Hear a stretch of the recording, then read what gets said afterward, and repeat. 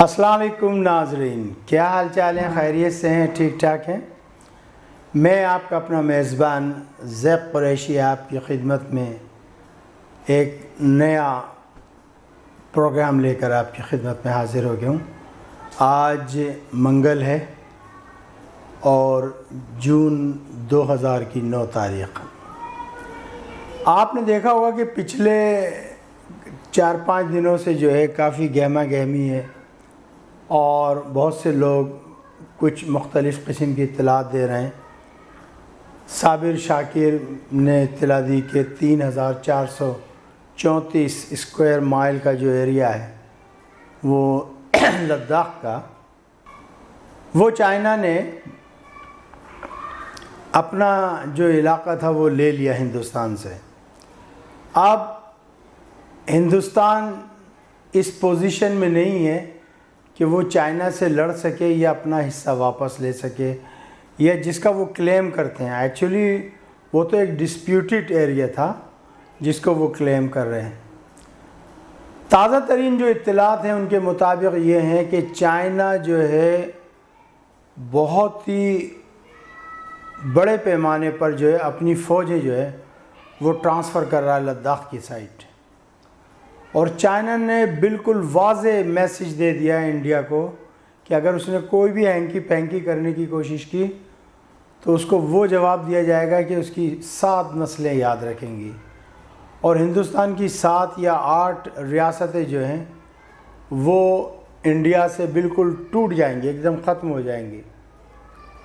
وہ جو 56 کا سینہ والا مودی کل تک دھمکیاں دیتا تھا، آج وہ بالکل بھیگی بلی کی طرح بیٹھا ہے، گیدڑ بھپکیاں مارتا تھا کہ 56 کا سینہ ہے، 52 کا سینہ ہے، اب پتہ ہی نہیں ہے کہ وہ 26 کا سینہ ہے کہ 56 کا ہے۔ ایک تو بات یہ ہے، دوسری بات یہ کہ پاکستان فورسز کو جو ہے وہ تیار رہنے کا حکم دے دیا۔ یہ بہت ہی، میں آپ کو انتہائی قریبی ذرائع سے یہ بات بتا رہا ہوں کہ ہماری فوجیں جو ہیں الحمدللہ وہ فلی الرٹ ہیں سرحدوں پہ، اور ہندوستان گاہے بگاہے کوشش کر رہا ہے کبھی ڈرون بھیج کے معلومات حاصل کرنے کی کہ بھئی کتنی آرمی وہاں ہے، کیا کچھ ہو رہا ہے، کیا ہماری موومنٹ ہے۔ لیکن الحمدللہ اس دفعہ جو ہے جو ہمارے سوشل میڈیا کے جو ولاگر وغیرہ ہیں انہوں نے بھی بڑا اچھا کام سر انجام دیا، اور انہوں نے بالکل خبر نہیں دی کہ ہم کہاں ہیں، کیا ہے، ہماری مشینیں کہاں ہیں۔ ہاں اگر کوئی غدار ہو تو وہ دے دے تو وہ مجھے پتہ نہیں، لیکن فینٹاسٹک جاب اس دفعہ جو ہمارے لوگ کر رہے ہیں۔ گلگت بلتستان کو جو یہ کہہ رہے تھے کہ جی ہم ہتھیار لیں گے، اب ان کو اپنے لینے کے دینے پڑ گئے ہیں۔ اب ان کو کارگل بھی جاتا ہوا نظر آ رہا ہے، اب ان کو سیاچن بھی جاتا ہوا نظر آ رہا ہے، اور اگر 2-4 دن میں انہوں نے نہیں بات مانی تو ہو سکتا ہے کہ نئی دہلی پہ بھی جو ہے چائنا اٹیک کر دے۔ اور آپ نے دیکھا ہوگا کہ رسل جو ان کا بحری بیڑا ہے وہ ادھر آ گیا ہے، چائنا کے قریب آ گیا ہے، تو ایک یہ بڑی تشویش کی بات ہے۔ دوسری بات یہ ہے کہ میں نے ہمیشہ کہا ہے کہ یہ صرف گیدڑ بھپکی دیتے ہیں، یہ ہندوستانی، ان میں دم خم ہے نہیں، یہ لڑنا جانتے نہیں ہیں۔ اگر تم دیکھیں، میں مثال دیتا ہوں کہ پوری دنیا کی آرمی، پوری دنیا کی انٹیلیجنس، پوری دنیا ایک طرف تھی اور چند نہتے گوریلا طالبان ایک طرف تھے۔ آخرکار طالبان نے شکست دی یا نہیں دی؟ تو جنگیں جو ہیں وہ ہمت سے لڑی جاتی ہیں، جنگیں ہمت سے لڑی جاتی ہیں، اور جن کے دل میں جذبہ شہادت ہو کہ جی مر گئے تو شہید، جنت میں جائیں گے، بچ گئے تو غازی، تو یہ جنگیں وہی قومیں جیتا کرتی ہیں۔ اب آپ بھلے کتنی گیدڑ بھپکی لگا دو، 1 انچ بھی لائن آف کنٹرول سے یہ ادھر نہیں آئے۔ کیوں نہیں آئے؟ آؤ نا۔ اب انہیں اپنی فوجیں موو کرنی پڑ گئی ہیں کشمیر والے سائڈ سے لے کر لداخ کی طرف۔ وجہ سمجھ میں نہیں آتی ہے۔ ہندوستان تو بڑے بھڑکے مارتا تھا. اور آپ کو ایک میں اور اطلاع یہ دوں کہ اس وقت جو ہے جو غیر مصدقہ اطلاعات ہیں میرے پاس، میں اس کو ابھی کنفرم نہیں کر سکتا، لیکن میں نے کچھ اپنے دوستوں کو فون کیا ہے اور مجھے یہ پتہ لگا ہے کہ بارڈر کے اوپر ہندوستانی فوجیوں کی لاشیں بکھری پڑی ہیں، کوئی اٹھانے والا نہیں ہے. اللہ کرے ایسا ہی ہو،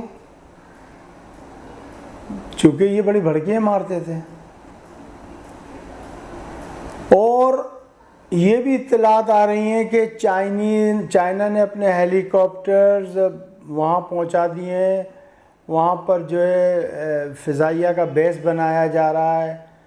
اس کے علاوہ سڑکیں نکالی جا رہی ہیں، اور ساتھ ہی ساتھ جو ہے نیپال جو ہے وہ بڑی آنکھیں دکھا رہا ہے انڈیا کو. آپ دیکھیں نیپال اتنا سا تھا، کبھی بھی نیپال نہیں بولتا تھا، بالکل بیچارہ ہر طرف سے بند تھا. زمینی راستے کہیں سے بھی نہیں تھے، سی تھا نہیں، پانی کا کوئی تھا نہیں.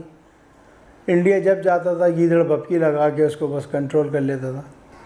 لیکن ناؤ اب اس کو سانس مل گئی ہے، اور اس کو پتہ ہے کہ چائنا ہمارے ساتھ ہے، پاکستان ہمارے ساتھ ہے.